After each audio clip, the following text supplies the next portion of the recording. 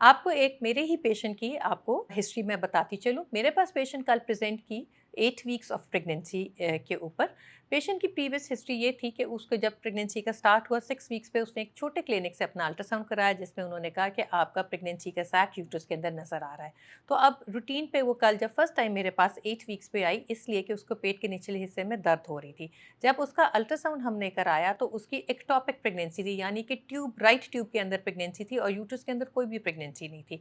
इसके साथ जो उसका हमने फर्दर इन्वेस्टिगेट करने के लिए बीटा एचजी का टेस्ट कराया, जो कि 28,000 का लेवल था। जो ट्यूब की प्रेगनेंसी थी उसका साइज़ 4 सेंटीमीटर था और उसके अंदर बच्चे की दिल की धड़कन नहीं थी।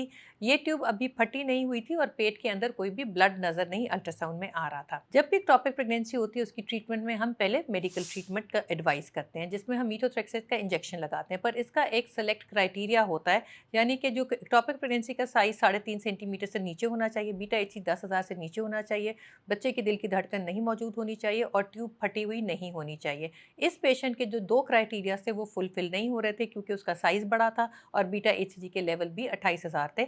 इसलिए पेशेंट को डिस्का के साथ हमने काउंसल किया कि उसका क्राइटेरिया जो ट्रीटमेंट का है वो सर्जरी है। सर्जरी के लिए हमने उसको लेप्रोस्कोप यानी कि कैमरे के ज़रिए उसकी सर्जरी की और राइट ट्यूब ऑलमोस्ट रप्चर होने वाली थी, उसको हमने निकाल दिया। पेशेंट बड़ी स्मूथली उसने रिकवर किया और 24 आवर्स के बाद हमने उसको डिस्चार्ज किया।